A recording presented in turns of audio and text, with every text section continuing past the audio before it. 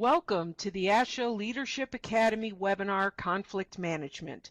This webinar content is appropriate for entry and emerging leaders. I am Andrea Falzerano, Director of Association Governance Operations at the ASHA National Office. We planned today's webinar to help audiologists and speech-language pathologists in accepting conflict with employers, clients, or families as a reality and learning how to manage it rather than avoid it. Each of you should have a copy of the handout, which includes speaker information and slides. If you do not have the handout, please pause the webinar now and access a copy from our website. You will need a copy for interactive sections of this presentation. At this time, I would like to welcome our presenters, Kevin Norse and Alice Wagen. Dr. Kevin Norse is an executive coach, organization development consultant, and facilitator with nearly 20 years of progressive experience in both for-profit and nonprofit organizations. He is a professional certified coach through the International Coach Federation and has extensive experience coaching leaders in the areas of emotional intelligence, career planning and transition, influence, risk-taking, and strategic thinking. Dr. Alice Wagen is a business consultant who teaches management skills to business leaders.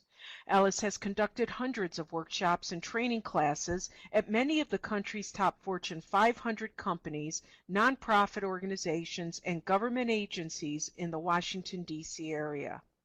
In just the last 5 years, more than 132 leaders from 26 regional organizations have graduated from her unique leadership development workshop series. Now let's begin. Over to you, Kevin. Thank you, Andrea. Well, we want to welcome everyone to the Leadership Academy webinar on conflict management. We're happy to have you participating in the webinar where we will be talking today about tools and techniques and some strategies that you can use to surface and resolve and prevent conflict. I would like to review our disclosure statements. I am Kevin Norse, Principal of Norse Leadership Strategies, and I'm an independent contractor. I'm being financially compensated by ASHA for the Leadership Academy webinars, and I do not have any non-financial interests with ASHA. My colleague, Alice Wagen, is a subcontractor to Norse Leadership Strategies. She is also an independent contractor, financially compensated by ASHA for the Leadership Academy webinars, and without any non-financial interests with ASHA. And we're going to get into the agenda in just a moment, but I do want to point out the two audiences for our webinar today. We've got those that are with us in the classroom we'll be engaged with, and then of course those of you listening to the recording. And at various intervals throughout the webinar, we're going to pose certain reflective questions as a way to deepen your learning. And so at those points, we'll invite you, the participants who are listening to the recording, to hit the pause button so that you can capture some thoughts or reflections on your handout or in your journal. And then when you're ready to resume, just hit the play button and rejoin us. So with that, I'll toss to you, Alice, to go through the agenda. Well, thanks, Kevin. I would also like to welcome everyone to our webinar today. In our time together today, we're going to learn the fundamentals of managing conflict. Conflict is something that makes most of us uncomfortable, and yet it is just part of being human beings. So how are we going to do this? We're going to start by defining some key terms that we'll be using in our time together today. We're then going to take a look at the sources of conflict. Knowing where conflict might be coming from can give us the first clue on how to manage it going forward. We're then going to talk about the role our perception and others' perceptions play in conflict. And finally, we're going to give you a step-by-step process to use to respond to conflict when you find yourself in a tense situation. So Kevin, I think you're going to go ahead and give us some definitions for our key concepts. That's right. So let's start with the common frame of reference here in terms of the terms that we're going to be working with today. Well, we define conflict as it's really an interpersonal situation where you've got individuals, this could be two or more, perceive that they have incompatibilities. And I think what's really critical there is the perception. And throughout the webinar, we're going to explore the role perception plays in terms of conflict and resolving it. Then we think about the broader concept of conflict management, and that really represents a number of things such as skills or mindsets, or even processes for how we surface and resolve conflict in effective ways. So we know that skilled leaders, they not only resolve conflict, but again, the key is how can we prevent it, which I think is really key. Alice, anything you want to reinforce on our definitions? Sure. I think conflict is a very interesting area to study. It's a very interesting dimension of our interpersonal interactions at work because the results can be so varied.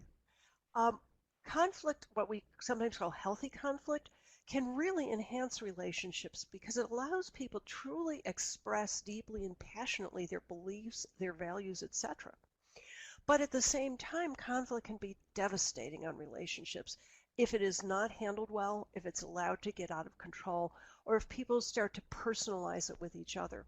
So it's really a two-edged sword. It can be useful, it can be devastating.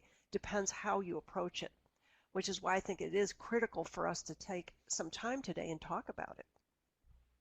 Thanks, Alice. And just to underscore the idea of why it's so important for CSD professionals, there's a couple of reasons there. But building upon what you shared, Alice, I think more and more we're finding that what makes or breaks a leader or a potential leader is their ability to navigate tough times and the concept of conflict. And so, and I think we can all think about leaders that either handled it really well or not so well. So I think it really is an important quality in terms of what it means to be in a leadership role. And especially just the nature of leadership these days, about how to get support for your ideas, how to advance a vision. Inevitably, it's going to involve conflict. And so it really becomes, I think, a mark by which we judge whether someone is leaderly like, is their capacity to navigate conflict. Okay, so let's talk a little bit about some of the emerging research on the topic of conflict, consistent with what we do in each of the webinars.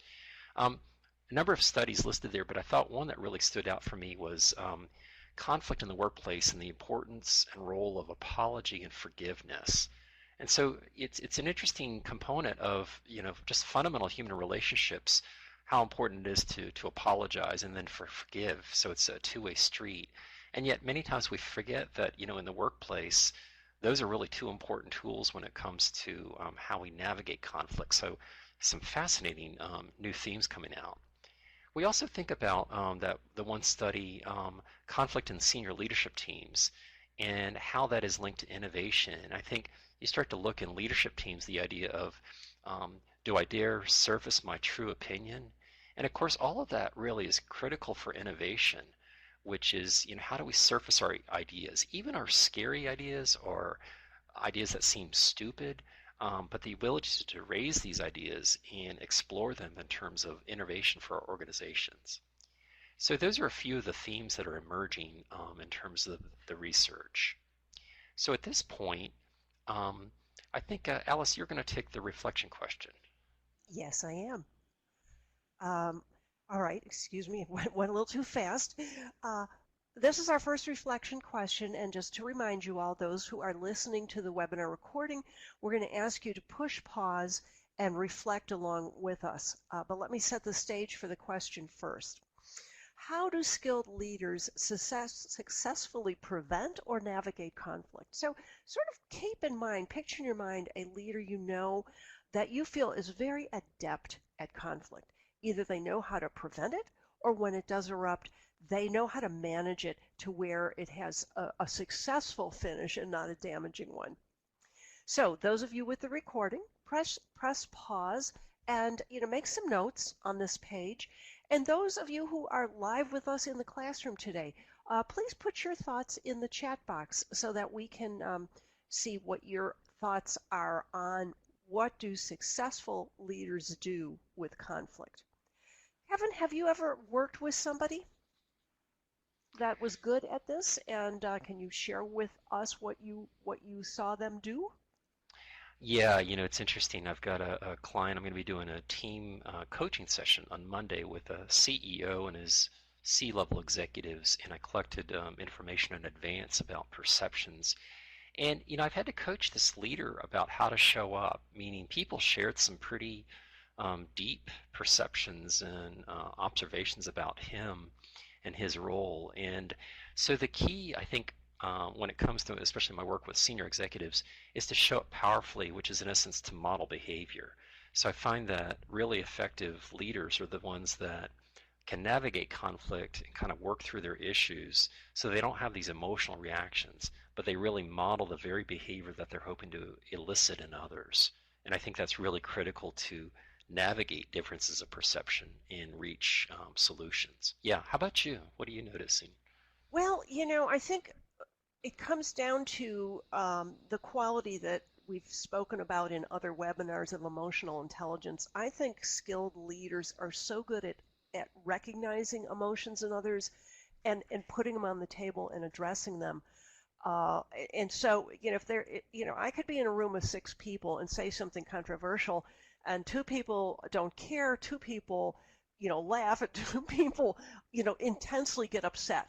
And what happens next is conflict. Well, if I don't see those different reactions and know how to manage that, it can get out of hand very, very quickly. So I think emotional intelligence is probably one of the most critical skills in dealing with conflict. And let me see what some of our folks in the classroom have said today. Anna mentions they address it as they come rather than letting it brew. You are so right. It is one thing that does not age well, not like wine. It makes it worse the longer you wait. Christy says successful leaders keep their own emotions separate and out of the interaction. Yeah, they're being dispassionate or being objective as opposed to getting pulled into it. Anna says again, active listening. Aruna, I think they identify possible conflict before they arise and address them, handle conflict that are present immediate with object to. Yeah, I think again that we're going to be talking about that today. The issue of being preventative on this is so much better than being reactive. And I think once you're attuned to those conditions that can cause conflict, you're much better able to treat the issues before they arise. Mary Beth, successful leaders frequently check in. Yeah, see how everyone's doing. Acceptance. Yes, I love it. I love it. Provide closure. Yeah, I love it. I love everything you said there, Mary Beth. Especially, let me pick up on the word closure. That's the other thing that I see is so damaging. When there is an interaction, whether it's a meeting or a meeting in a hallway where there is some kind of a blow up, and maybe a leader or somebody will step in and kind of say, okay, let's smooth the water, but nobody ever goes back to close it out. Nobody ever goes back to say what's going on here. I think that issue of closure is really important. If not, what appears to be a resolution is basically kind of a pause, and then the next trigger, and boom, it all comes back to the surface again. Wow, really good input. Team, thank you very much. Kevin, I think you're going to take us now to our first area of thought, which is the sources of conflict. That's right. So kind of one of the assumptions we make in navigating this webinar is that the key to resolving or surfacing conflict is to depersonalize it, to get it out of the personal realm and get objectivity to it. And so with sources of conflict, we can really step back and look at how we got into a conflict situation through 3 different lenses in terms of sources of a conflict. So let me introduce those. We start with personal, and we think about those factors or sources that kind of live within you. So for example, some people have coded in their brains that conflict is absolutely to be avoided. So their personal style is one of avoidance in terms of their natural style. And they have, of course, their personality characteristics that really fall into that. But I think it's even interesting to think, in my doctoral program, I looked at the psychodynamics of leadership. And, it's fascinating to think about even our families of origin and how we grew up and how that shaped our attitudes toward conflict. Is it to be avoided? Do we scream at each other? So there's a whole lot of interesting things that happen from a more personal level that could contribute to, sources of conflict. We then look over at interpersonal. So now we start to think about the dynamics, say, between, you and me and how we surface conflict and resolve it, or even how we trigger each other specifically. I recall, for example, an interaction with a colleague of mine that we had very different interpersonal styles. For example, I tend to trust people unless proven otherwise. and my colleague tended to mistrust people unless they could be proven trustworthy. Well, you can immediately see the source of conflict there. I tend to be fairly open. My colleague was fairly closed. And so that was a fundamental, really a personal quality that showed up in our interpersonal dynamic. Or another example, I know from my style is to be more extroverted, meaning I like to think out loud, engage people, ask questions, dialogue. And those of you, our friends who are more introverted, it's quite the opposite. In fact, putting people, introverts, on the spot by asking them pointed questions can really shut them down. And I remember some very interesting conflict dynamics that could emerge for me as an extrovert of asking very pointed questions of introverts. They shut down, and the silence then causes me to function even more. So we start this very interesting little dance that can come up interpersonally. The third source of conflict, structural, it's in essence baked into the organization and how we function. So you might find, for example, certain functions within organizations that are at odds with each other. The creative side, for example, in marketing, interacting with the financial people or the information technology people. Again, those are very, very different worlds, different sets of assumptions and values and what's really important, even goals. Or I've seen in some organizations, I recall working for a consulting company, and we had different regions of the organization. And many times conflict would emerge between the regions for the same client. And so this conflict emerged from basically the way the organization was designed. So often the case we find there's multiple sources of conflict going on, and I think it's really helpful to, in essence, peel the onion in a conflict situation and try to get at what really is the source here. Let me pause here for a bit and just see, Alice, what you might add to this. Well, it was interesting when you said how our backgrounds, even family of origin, can affect our own personal perception of conflict. It just reminded me so much that I grew up in a home that our kind of family culture was kind of low-keyed. We just hung out and talked or didn't, whatever. And then, I met, the person who is now my husband, and his family was very different. They would sit at the dinner table and they would, argue and shout. And at one time I was just so appalled, and I said, "Why do you all fight with each other all the time?" And everyone stopped dead in their feet and said, "We're not fighting, we're just discussing." What I saw as raging conflict was their mode of communication.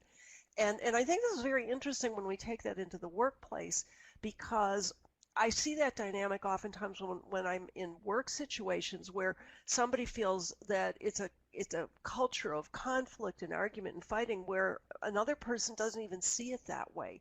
And that in itself can cause further conflict, because the person who is feeling negatively impacted by this is going to feel like they're not being treated fairly, where the person whose natural mode is to be confrontational doesn't see it as an issue at all. So I think it's I think one of the struggles in the workplace is we don't know what people are bringing in terms of their own value system and their own method of communication until we work with them a while and then see where those differences lie. Yeah. That's a great example, Alice, in terms of, again, our upbringing, how that shows up at the table in terms of assumptions we make about what is good conflict or bad conflict. I would also add or go back to structural. I've also seen other structural sources in terms of two things, excuse me, role ambiguity and role overload. So for example, this leadership team I'm going to be working on on Monday, very fluid design of their specific roles. And there's two executives in particular who are in conflict with each other because the CEO has not done a very good job defining what their roles are. And so as you can imagine, the competition and the overlaps and this is my swim lane, you stay in your swim lane, can be substantial, as well as role overload. So the sense of just feeling I've got so much to do, I'm feeling absolutely overwhelmed, and how that could be, such a source that could lead to kind of, personal overwhelm and then interpersonal conflict, just the way that our job is designed and maybe not having the resources for it. So with that, I think, Alice, do you want to take us to our next reflection? Absolutely. Thinking about this whole issue of conflict, what I'd like you all to do is reflect on a past conflict situation in your professional or even in your volunteer work. What were the sources of the conflict that you were experiencing or that you were seeing?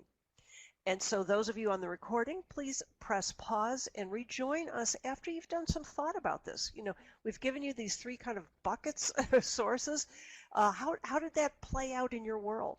And then rejoin us when you're done with the reflection. And those of you who are in the classroom with us today, go ahead and put your thoughts in the chat box, and we will see what everyone comes up with.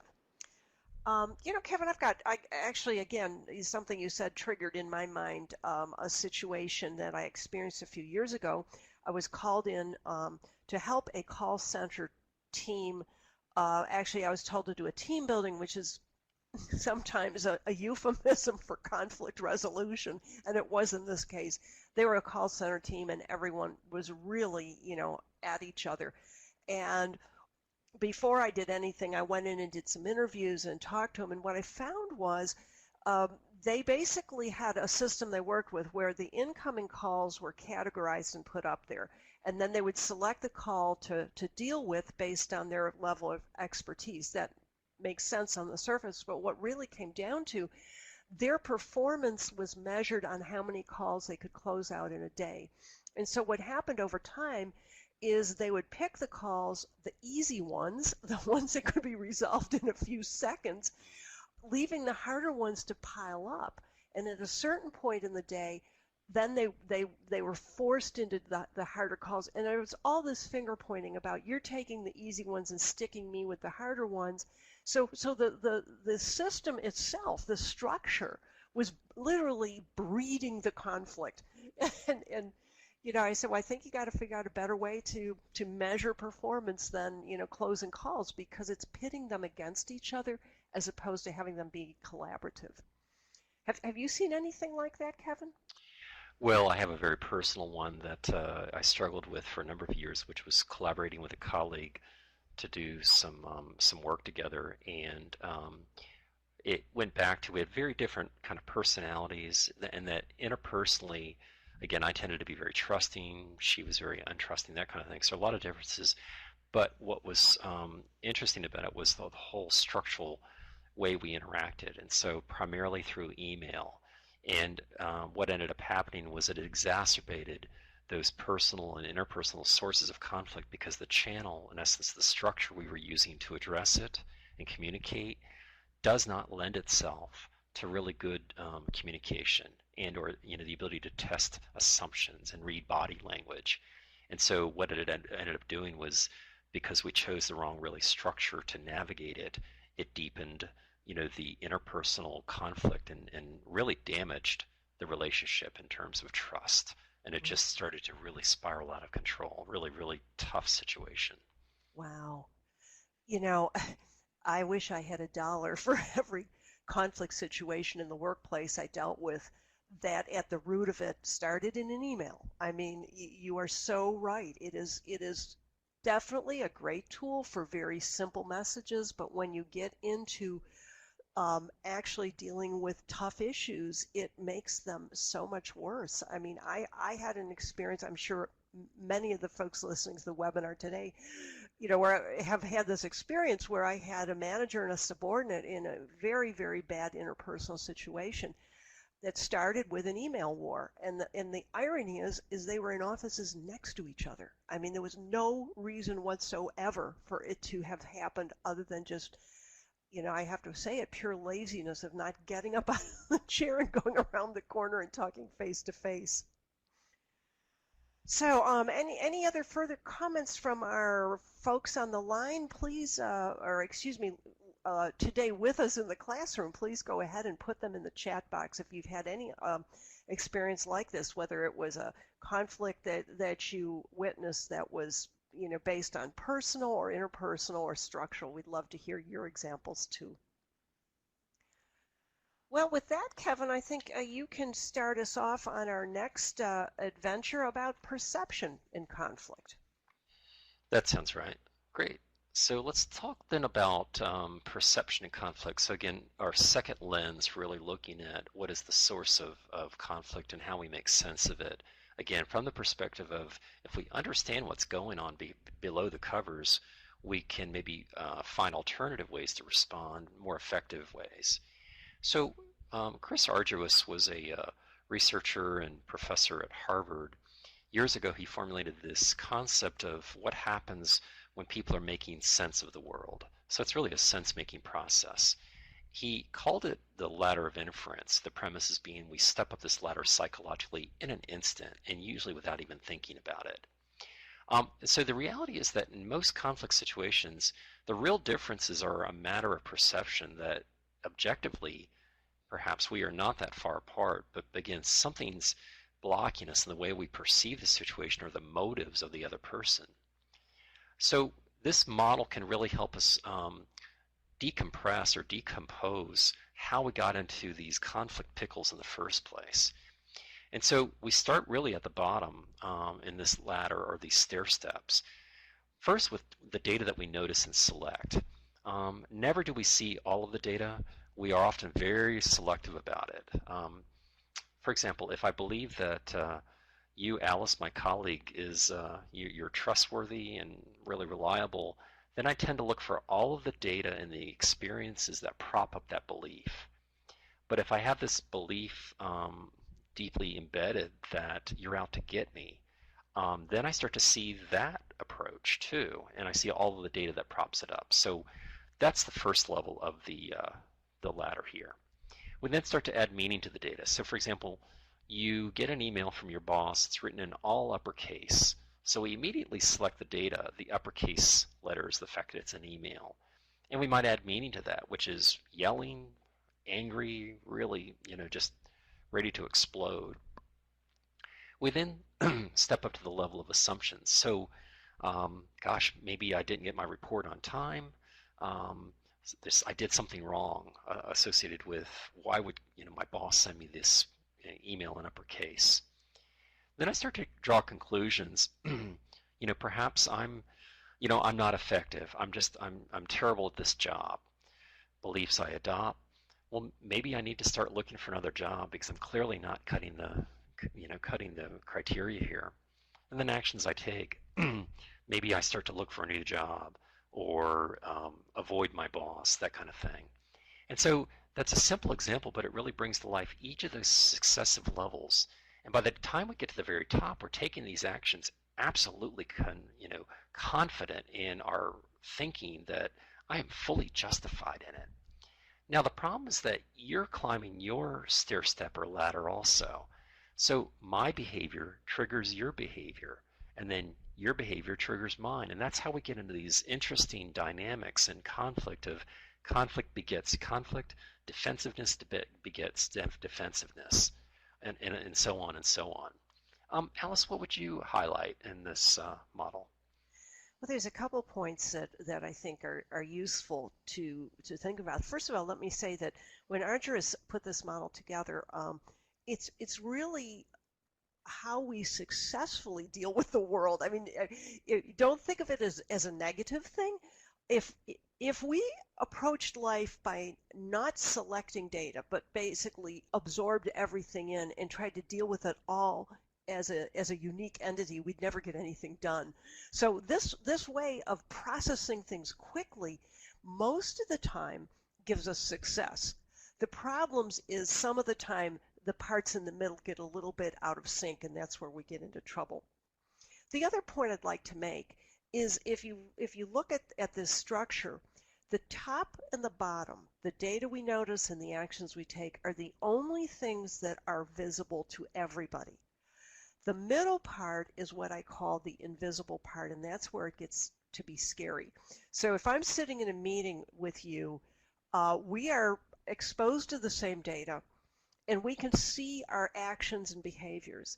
But what we can't see is that inward internal processing, and that's where it becomes very, very challenging, because I take then in as data your actions, and I spin on it my own assumptions and conclusions and beliefs, and I act accordingly. You're seeing my actions, and you can see where I'm going with this. This kind of a loop happens, and it can be very, very deadly. So how you deal with the invisible, how you express it and get it out there is the key to making something like this work. That's great, Alice. Thank you. And even, when you reflect on the roles of the role that a mediator plays, oftentimes mediators will sit down with the parties in conflict and really unpack this. If you think about unpacking it, and often it goes back to what data did we both see that triggered us? What did we experience? And then start to think about assumptions that we might have made. And so that's really the key if you think about it. So oftentimes, you're trying to resolve conflict with someone. What exactly did I see or experience that suggested the very thing I'm concluding about them? And to take it back to that level. And I think that's really critical. That point of assumptions, I think, is really in probably the most useful place to intervene, combined with looking at what exactly did we see or experience that suggested that this was an issue. Would you agree with that, Alice, or do you have another perspective of this as a tool to unpack conflict? Oh, I think you're right on target. In fact, the phrase I've heard so many people use, and I use it myself, is as you climb the ladder, you need to test your assumptions before you take action. So if you can visualize when you get to the assumptions rung, a little side arrow out to the side that says test it. So, if, in your example, I get an email from my boss that, it's all in caps. My assumption is that my boss is angry. Now, before I do my conclusions, beliefs, and actions, I need to stop and test that. Maybe make a phone call and say, do we need to talk here because your email sounded angry? And the boss might say, why? Oh, shoot, I hit the cap key. Didn't mean to. Or the boss might say, you bet I'm angry. We need to talk about this. So it's that taking that side step off the ladder and testing is the key to really making sure that you've got your data straight before you go ahead and take action off of it. Mhm. Have you Yeah, done that, Kevin, with the testing assumptions part? yeah, that's right. That's exactly it. And challenging when I coach people to understand, you saw something, but what else might explain that? In other words, that's the challenge I have for some of my clients, which is you're enraged right now. You saw your boss do this one thing. What else might explain their behavior? And what do you think you would say to them? How might you test it out? Because I think a lot of times, this is a really good skill, even not only in your own conflict, but many of you that are on the leadership trajectory, you're often in a position to have to mediate conflict. I think that's by default, often what it means to be in a manager or leader kind of role. So I think this to me is a really good schema to use when it comes to you got two battling people on your team. How do you navigate that situation? And maybe it's going back to what they saw and assumptions they made and other potential reasons for that. Because, I find that more often than not, it comes down to it, uh, my intent is not the same as my impact. And my impact, but you don't know my intent. And you'll probably fill in the loop in terms of assumptions you're going to make with limited data. And I think that really gets critical with people we don't know. We create a story to explain their behavior. And many times, depending on the situation, that story may not be very savory, for lack of a better word. So I think we're about to go into another reflection question. Yes. Let me set ourselves up here. Um, all right. Oop. let me reverse a bit here. The question, Kevin, why don't you go ahead and advance that slide? The question Got is it. simply this. Reflect on a recent conflict situation you've experienced. And what are some of the inaccurate assumptions you or your conflict partner may be making about each other? So we're going to ask you to kind of get a little personal with this. What is a conflict situation that you are experiencing? and walk the ladder. Go down to those middle rungs and try to figure out what are some assumptions you may be making, and maybe even jump into the mind of your partner and figure out what might be some assumptions they may be making about you, and list them out, because then the next step would be to test them. So again, those of you on the recording, if you'd like to push pause and spend some time reflecting on this. I think it's a very useful reflection to be thinking of when we're talking about conflict. And those of you on the in the classroom with us today, please go ahead and share with us some assumptions that you might be experiencing in a conflict situation. So Kevin, anything come to mind in your experience on this? Yeah, I'm coaching a leader now in a healthcare organization who's really struggling. This individual has actually about 4 different bosses, which is just, you can imagine the perfect storm in terms of conflict. But he grew up in an environment where he had, as a leader, he grew up in an environment where he had adequate resources and, the right staff to be able to fulfill his function.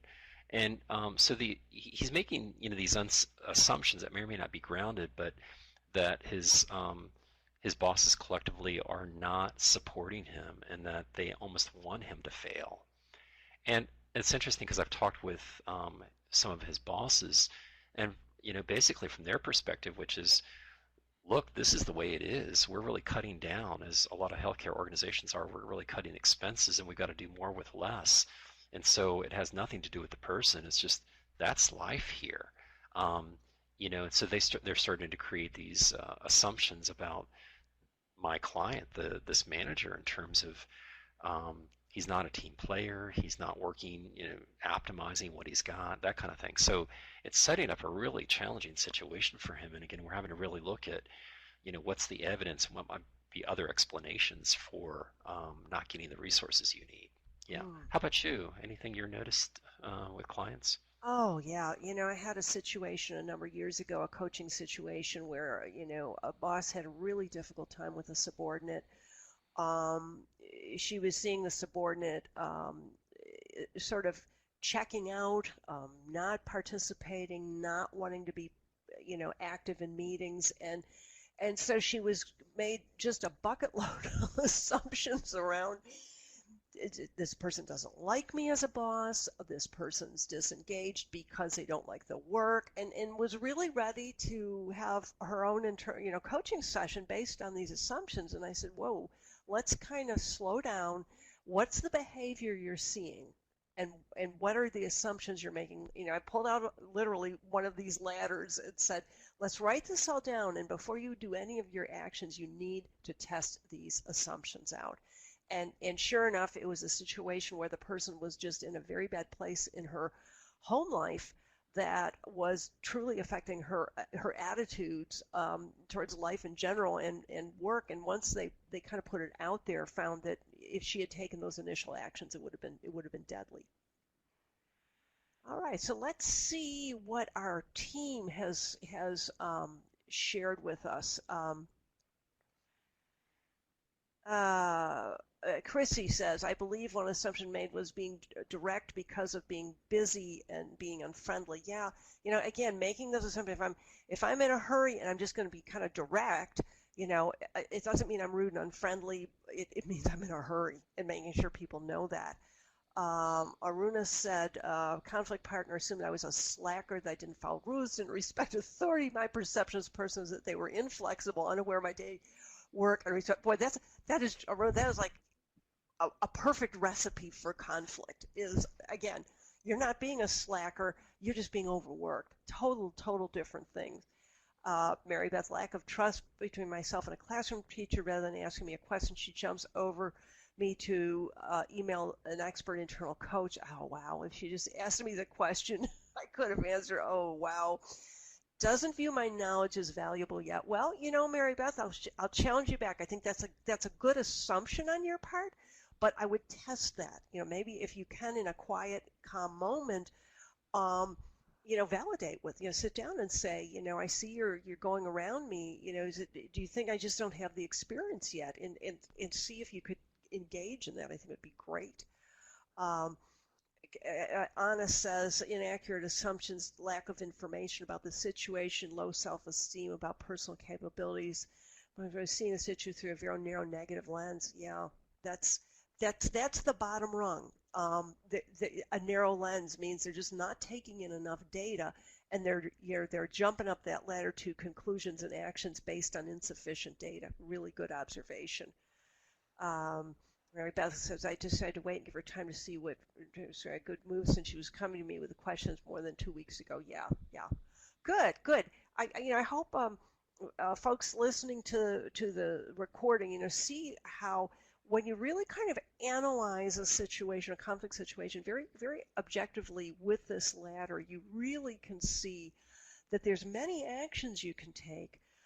Some might be helpful and some might not be helpful, depending on how you're really unpacking those assumptions and testing them in the middle. Yeah. Okay, Kevin, I think you're going to next take us through the how to deal with this, how to respond to conflict. That's right. So in this segment, what we're going to talk about is a process and then some of the specific behaviors that you can use in responding to conflict. So let me just start with just an overview of the process specifically. So we think about in phase one, we're approaching conflict. We know we're in it, and usually the first thing is we have kind of can have that sense of panic or anger or rage or whatever it might be. That's often not the best time to try to engage someone when we are heightened, we're triggered. And so the idea is, how can we in phase one neutralize some of the emotions that may block us from our good old problem-solving cognitive brain? We then think about moving into the phase of resolving the conflict, engaging with our conflict partner, finding ways to both understand what's going on, explore the issue, problem solve, maybe do some negotiations, some back and forth. And then, a lot of people kind of end it there, but we argue that really there's a third phase, which is how to deepen your learning and kind of your relationship with the conflict partner to prevent future conflict. Because I think that really is, a key part of it, which is we're in essence we're leaving value on the table if we don't have a chance to reflect on how did we do this, how did we get into it, and what would we do differently next time. Okay, so with that, let's take a little bit more of a deeper view. So as I mentioned in phase one, we talk about neutralizing the emotions. We're in the grip, as I say, in the grip of our emotions. So we can think about it in terms of activities such as gaining objectivity. So for example, debriefing or thinking about the experience offline about what might be some of the sources of conflict. Personal, interpersonal, structural, whatever. So we're trying to get perspective on this.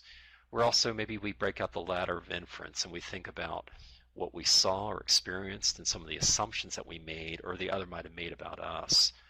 And so from that, to me, it's a really great place to ground us so we can feel more grounded than when we engage with our partner and start to find ways to empathize and to build trust and openness. It's almost like setting the ground rules for our interaction. Let me make sure I demonstrate, active listening and empathy to really go stand on their island and try to bring down the emotional temperature. So neutralizing emotions is at two levels for us individually and then in the pair with our conflict partner. From that, we can then go into resolve the conflict. So now we can start thinking about identifying solutions based on kind of what does this other person need? What do I need? So it's about surfacing our needs and finding ways to meet each other's needs. Negotiating offers. We can think about, if you'll do X, I'll do Y. So there's an exchange of value going on. So you can see this kind of bleeds into a negotiation. We then can move into the final phase. So we've resolved it. We've come to agreement about how we're going to move forward. I think revisiting and reviewing lessons learned from the situation is really, really helpful. In essence, we got into this, we resolved it, but if we did it all over again, how could we have prevented this? And then perhaps that implies we create some ground rules to guide our future interactions. So if in the future you're really overwhelmed and can't get to my task, you're going to give me some type of a signal, or you're going to let me know within 24 hours kind of thing. So Alice, in your experience, what do you want to reinforce here with our process? Well, let me start with neutralizing the emotions. I think it is so important to to be aware of the physical manifestation that conflict and stress can have upon us, to give you kind of the early warning. So in other words, some people when they are approaching conflict, or they perceive that conflict is coming at them, maybe somebody has said something, whatever, their breathing may hurry up, they may start to perspire, their face might get red. So when you're in conflict, kind of, if you can, disengage enough to say, what are my physical manifestations here? Then in the future, when you start to feel your heartbeat raise, or you start to feel flushed, it's like, uh-oh, I think I'm starting to lose it. You can then step back earlier, before things are said that could be hurtful or harmful. So kind of know your emotional reaction to change, to stress and to conflict, I think can be very, very useful. I always say that, if you feel that you can't control the situation, definitely, put a stop to it. Suggest a break, suggest to come back later.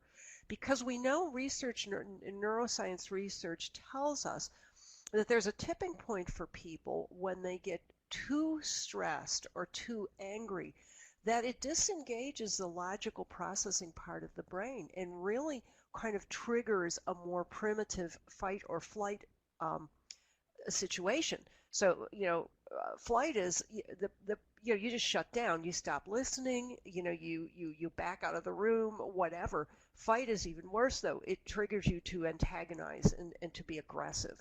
So you don't want to get to that situation. If you feel that you're getting close to that, definitely, put up the stop sign and say, look, this is not working for me. I just need some time to think about this situation and come back to you with some other feedback or another way to deal with it.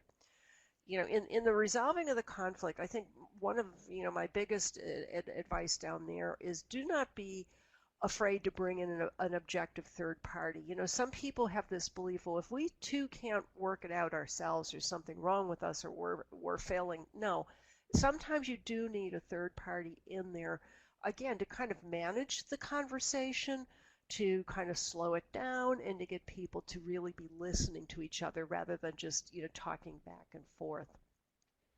And lastly, on the prevent, I also think it's really good to do some reflection over time. You can do it by thinking back, or you can do it in the moment. What are your hot button triggers? What are the things that really get under your skin? And, is it a situation and or is it a person? And again, to go into that more proactive mode rather. I know myself, I tend to get really annoyed when I feel that somebody's doing something that I perceive as being disrespectful. And honestly, sometimes it isn't disrespectful. It just hits me that way. For instance, I have found over time that, when clients cancel appointments with me at the last minute, it really drives me crazy. And I used to wonder why. And then finally looking at it, I was like, well, they're not respecting my time. They're acting as if my time doesn't count for anything. So the fact that they're canceling, a 2-hour meeting the night before is disrespectful. I've tried to realize, again, that's an assumption on my part. That is gluing together the impact on me in assuming that that's their intent, and it probably isn't. So know your triggers, and then do some thought about, am I making some assumptions there that isn't really that person's intent going into it. So that's sort of my thoughts on all three of these, Kevin. That's great. The other thing your story shared triggered for me was, again, I think this idea of gaining objectivity. Other strategies I've seen used very effectively, which is maybe you're in conflict with a partner. Are there other people that know your conflict partner and can help unpack that, so that if you have perspective that what they're doing is not personal to me, but this is often how they show up in conflict situations, can be really, I think, a helpful perspective.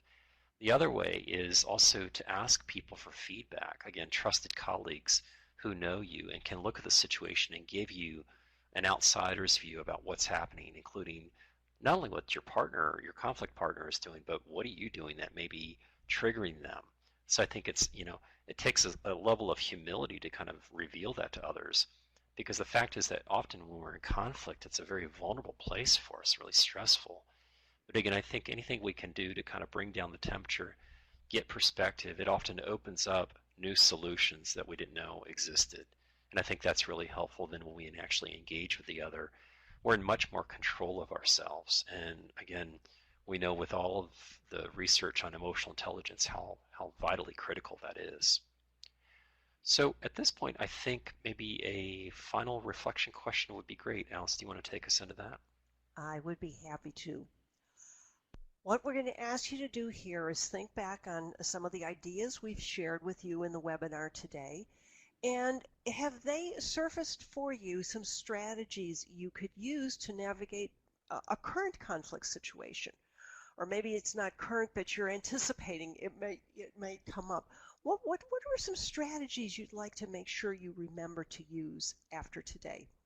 Those of you who are listening to the recording, please hit pause and give this question some really good thought and make some good solid notes. What's your takeaway from today that you can use as a strategy going forward? And those of you who are with us today in the classroom, please share your ideas with us in the chat room, and perhaps a strategy you're thinking of might be one that might trigger one in another person. Kevin, have you seen any good strategies in your practice on handling conflict? Yeah, I think it gets back to that prevention perspective. For example, in teams, conflict in teams, that sometimes you can really head it off at the pass by, again, formulating some ground rules around, for example, particularly around decision making, because that is the source of angst in so many teams, which is how are we going to make decisions? Is it consensus? Is it voting? And sometimes when you identify a process for how we're going to do something up front, it goes a long way toward mitigating the need to be such a great conflict resolver or conflict manager on the other side. And so I'm all about, if you don't have to be an expert in conflict management, get better at building alignment and agreements up front, because it's a whole lot easier to do it there than it is on the other side when you're soaking in your stress emotions, as it were. It's a great point. I was coaching a number of years ago a manager who was having real difficulty with his boss, and really needed some guidance. And so I asked him, what was going on, what was causing him to be so angry and upset. And he went into a lot of detail that I'll just summarize here for the discussion, that basically he was a very fast thinker, moved fast, thought fast, and really wasn't very detail oriented. And she was exactly the opposite.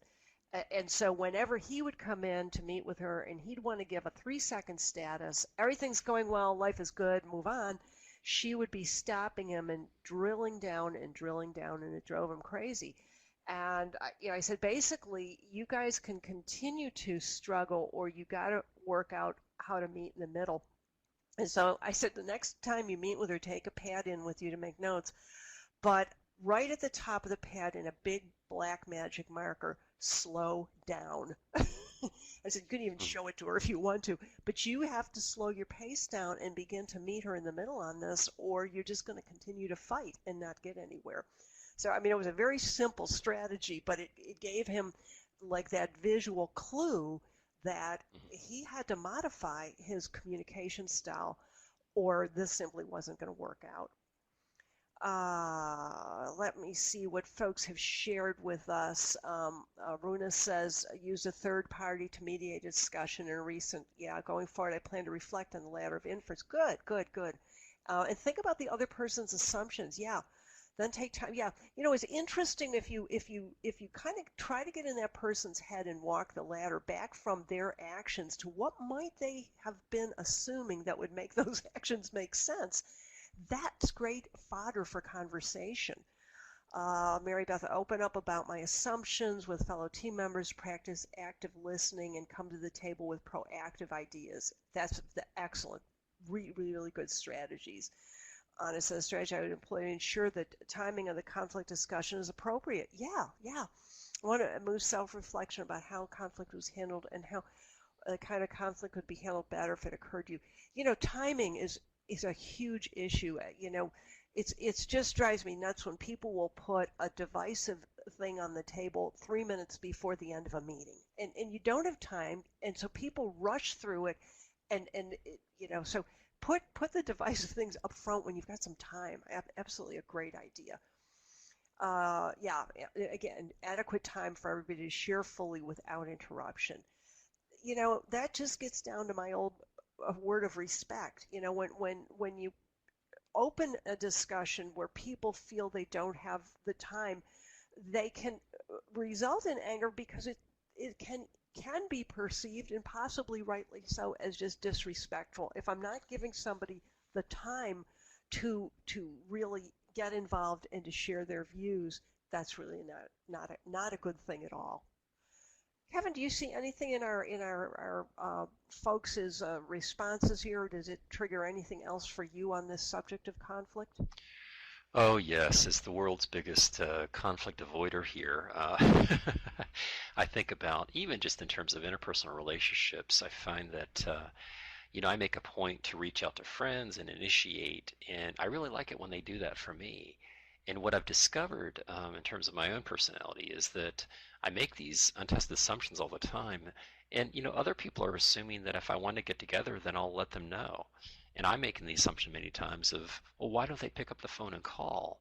So, it's such a fascinating thing to go and revisit these concepts in terms of it cuts across professional, but to our, personal lives too. And I think in many cases, that's the biggest test of our skills as a conflict resolver is, can we take this into our interpersonal lives and, families and spouses and all that as a real challenge. So yeah, just some really good ideas that folks have shared. Yeah, great strategies. Well, wonderful. Well, let's go ahead and kind of wrap up our ideas for today.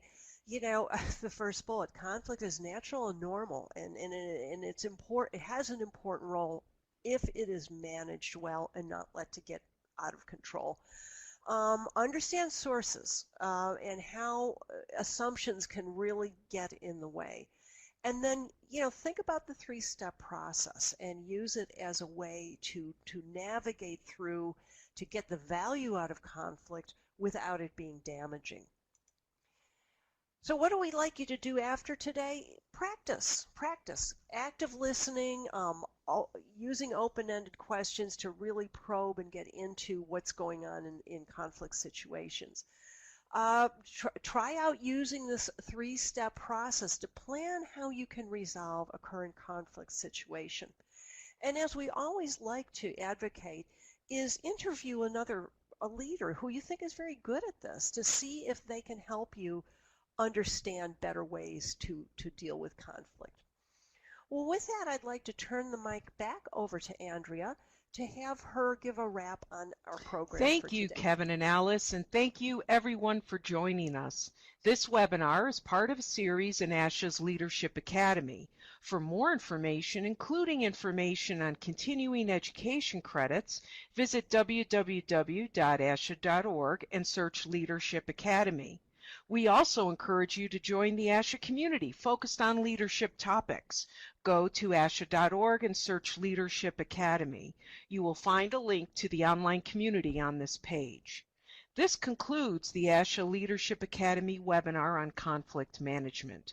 Goodbye from the ASHA National Office.